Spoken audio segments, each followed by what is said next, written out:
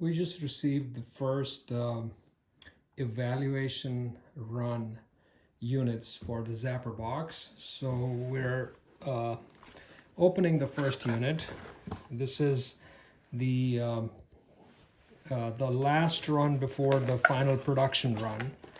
So here's the ZapperBox, and this is the first time we've had these built with the logos printed. We're still doing QA on these units and going through all the test suites and certifications. So here's the box. Because of the lockdown in COVID lockdown in Shenzhen, we do not have the remote control yet. That's coming in about a week. There's been some production delays. Power supply comes with a Ethernet cable.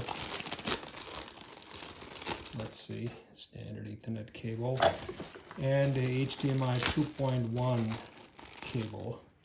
So that's pretty much it. So it has a slot for a micro SD card that can go up to 256 gigabytes, a USB 3.0 port, a USB 2.0 port.